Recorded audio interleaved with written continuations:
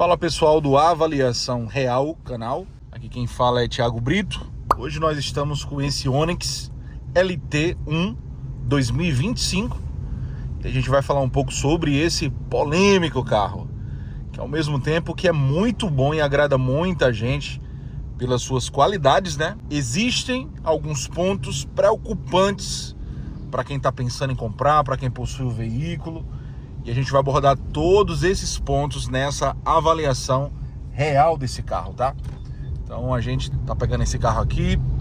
Temos aqui os relatos de alguns donos desses veículos, né? E vamos falar a respeito desse carro no decorrer desse vídeo, tá? Se inscreva no canal, dê o joinha, ajude a gente a divulgar as informações reais de cada veículo e tome cuidado, na verdade, né? Com aqueles influencers que são pagos pelas montadoras para falar bem dela, tá? Aqui a gente fala o que é de bom e fala também o que é de ruim, para que você fique preparado e esteja consciente na hora que você for comprar o veículo. Por isso que é a avaliação real. Acompanhe os próximos passos. Esse veículo hoje ele está custando R$96 mil.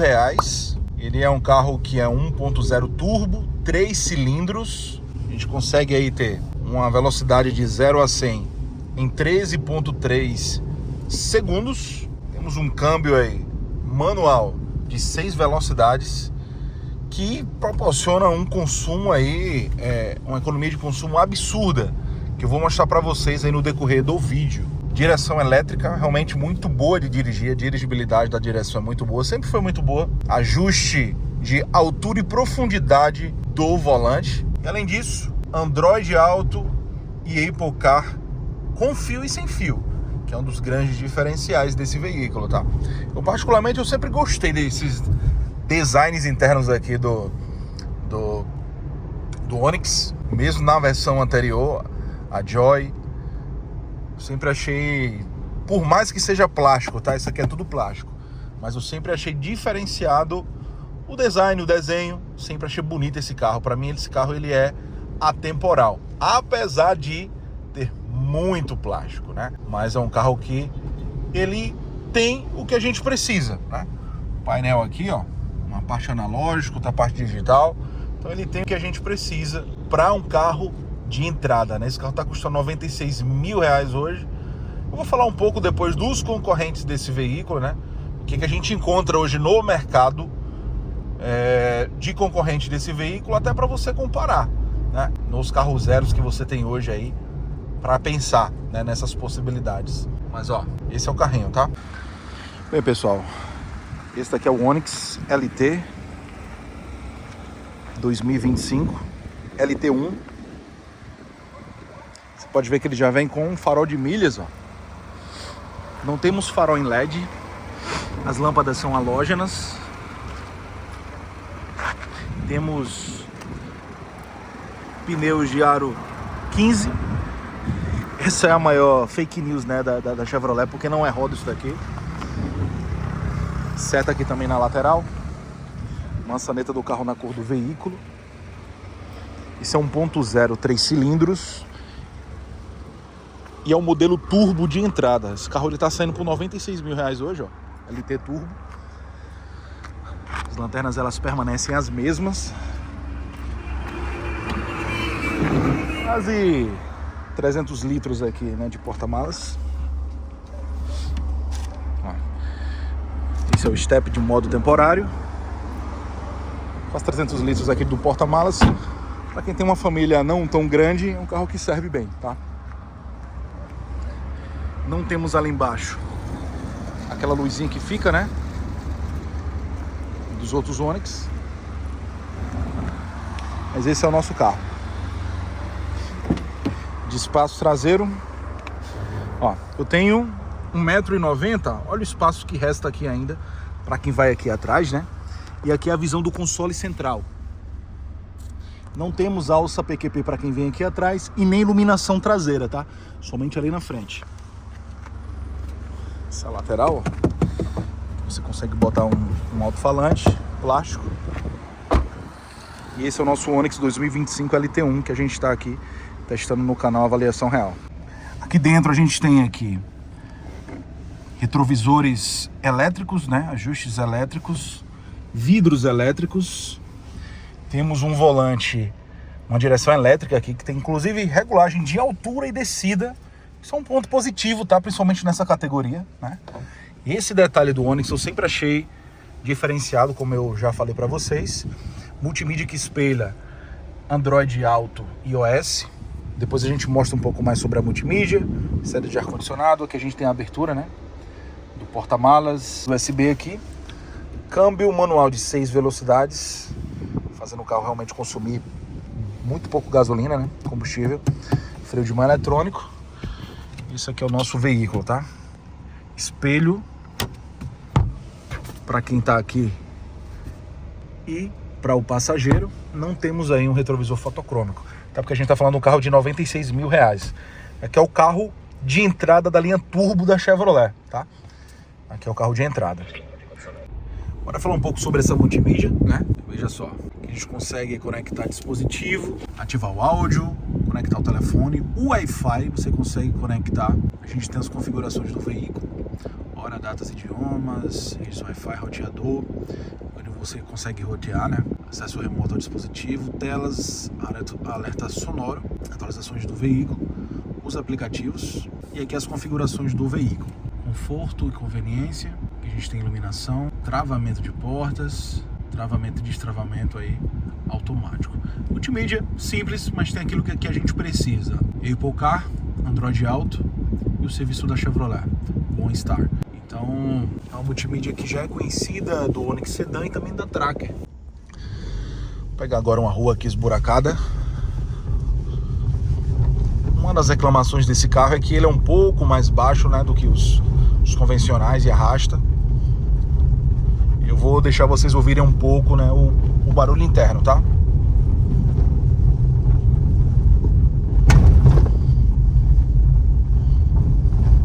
E agora entrando no asfalto. Você vê que muda tudo, né? Ó. Totalmente diferente, né? Isso se dá porque o carro ele tem muito plástico, tá? O Onix ele tem muito plástico.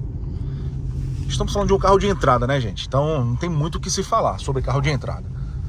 Todos os carros de entrada passam por isso aqui. A maioria dos que eu já aluguei, eles têm esse barulho mesmo, né? Então não tem muito o que falar em relação a isso. O que a gente tem é que escolher a melhor opção, dependendo do modelo de veículo, né? Ó, no asfalto ele vai bem, tá vendo? Não tem nenhum barulho, não tem nenhuma tremedeira. A dirigibilidade dele dentro da cidade é muito boa também. Para você que está pensando em comprar esse carro, para você que está em dúvida, né? A gente tá fazendo essa filmagem. Como é que tá a questão do consumo desse carro? Confesso para você que eu fiquei surpreso do consumo desse carro. Na cidade eu já cheguei a fazer, na gasolina, 13 km com litro. Na estrada eu já consegui fazer 18. Com etanol na cidade já consegui fazer 10. E agora estou na estrada, né? Estou passando aqui por uma cidade pequena, mas eu estou numa estrada aqui com etanol. Eu já consegui fazer 14 km com litro. Gente, é um absurdo esse consumo de combustível. Se dá também, né, pelo câmbio de 6 velocidades desse carro, que deixa o carro aí com a rotação mais baixa. E aí a consequência disso é que você tem aí um consumo menor de combustível, né? Esse carro ele surpreendeu nesse quesito, tá?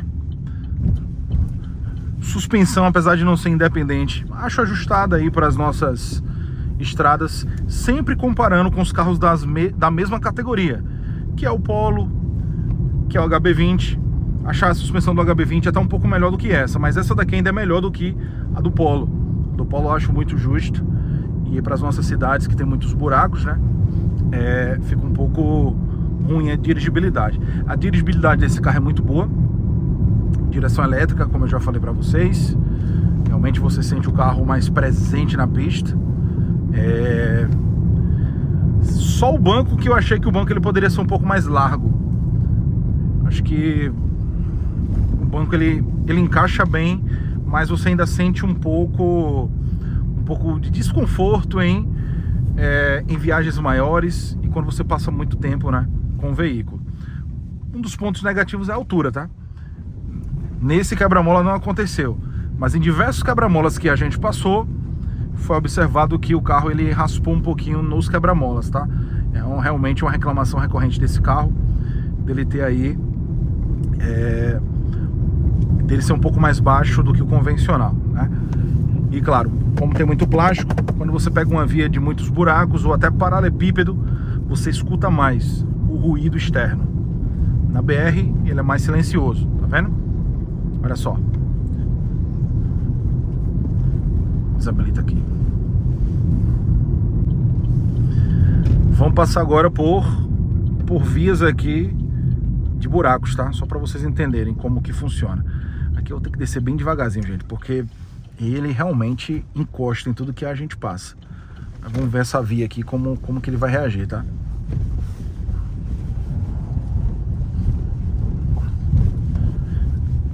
Alguns barulhos internos. Realmente, ó, os buracos.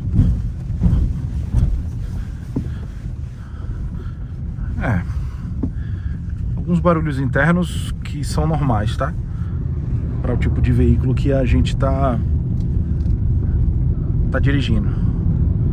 E a suspensão ainda assim, apesar de não ser independente, acho que ela passa ainda um conforto legal, apesar da via ser esburacada, né? Como vocês viram.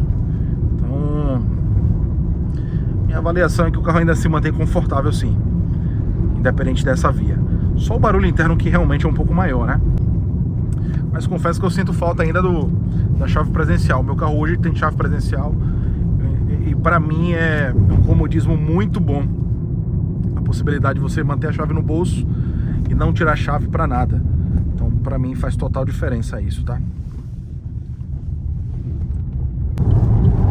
Vamos ver a retomada aqui. 88, 94, 97, 100. Ó, o turbo, ele realmente vem, ó. Porque eu tô na 6ª marcha já. Realmente o carro, ele entrega, tá? Quando pisa, realmente ele entrega. Ele não tem aquele delay que o Polo, por exemplo, da Volkswagen tem. Realmente ele entrega. Bem, agora a gente tá numa descidazinha aí. Aliás, numa subida. Vamos só ver se o carro, ele até quando ele chega. Tô na 6ª marcha aqui, ó. 6ª marcha. Só pisando, tá? 111, 112, 113. O turbo já tá acionado. Veja só, 120, 121. 6ª marcha, tá? Subida do carro aqui. O carro ele tá com 3 pessoas e o porta-mala lotado. 125. Ele aguenta o tranco, tá? Apesar de ser 1.0, o turbo ele trabalha muito bem, muito bem.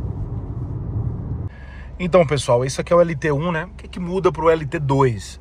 Primeiro, a chave do LT2 ela é presencial, acionamento por botão. Muda a câmera de ré, né? Porque o LT2 vem com câmera de ré e rodas de liga leve, aqui são calotas. Essa é a diferença de um para o outro e realmente faz falta tanto a câmera de ré como também pelo menos um sensor de estacionamento nesse carro. Então, pessoal, quais as maiores reclamações do Onix LT1 2025? Primeiro, a reclamação que já vem desde a primeira versão do Onix e que é característico do veículo, que é a altura de solo realmente, né? Raspa fácil em alguns degraus, lombadas, buracos, faz parte. Segundo, desse veículo aqui, tá? A reclamação é que falta uma câmera de ré, um sensor de estacionamento, né? O pessoal reclama também de que não tem farol em LED. Tô trazendo para vocês o relato dos usuários e proprietários na internet, tá? E sim, alguns relatos, não do 2025, mas dos modelos anteriores relacionado à correia banhada a óleo. Eu vou até gravar um vídeo só referente a essa correia banhada a óleo, para que vocês entendam de uma vez por todas por que acontece o problema, se acontece com frequência, se é um defeito crônico, o que a Chevrolet está fazendo em relação a isso, né? Mas essas são as maiores reclamações. Tem muitos pontos positivos também, como eu falei para vocês, né? Dentro desse vídeo, né?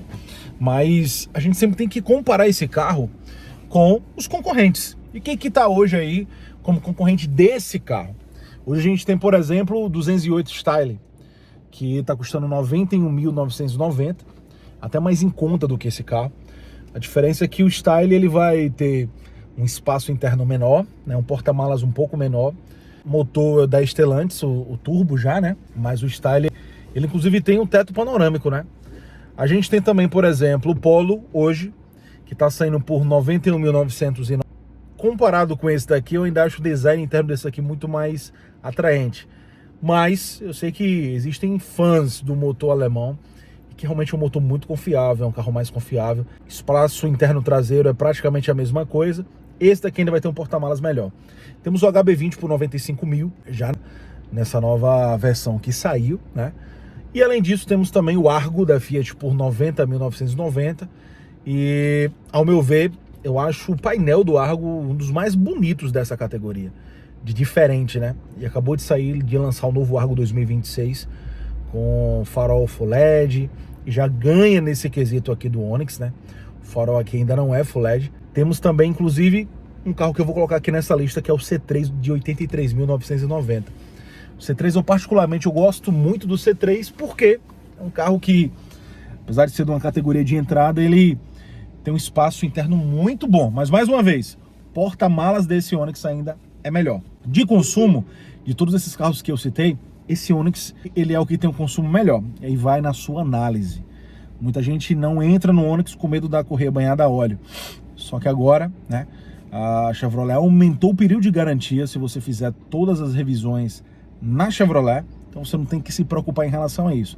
Você tem que observar se o carro realmente te agrada, tá? Desses que eu te falei, o C3 é o mais alto que tem. Os outros, já tive a oportunidade de andar, de ter, de também gravar conteúdo no canal. Todos eles têm um espaço, uma altura de solo similar do Onix. Mas esses são os diferenciais que a gente tem hoje. Siga o nosso canal, né? O meu aparato final é que esse carro ele tem mais pontos positivos do que negativos. Os pontos negativos para o que esse carro oferta, para o valor que ele custa, são irrisórios, exceto a correia banhada a óleo, que se der problema realmente custa muito elevado. Mas sobre esse assunto eu vou gravar um vídeo a respeito aqui nesse canal, tá? Peço que você siga o canal, compartilhe aí os vídeos, né? E ativa aí o sininho que a gente sempre tem vídeo legal para vocês. Valeu, galera!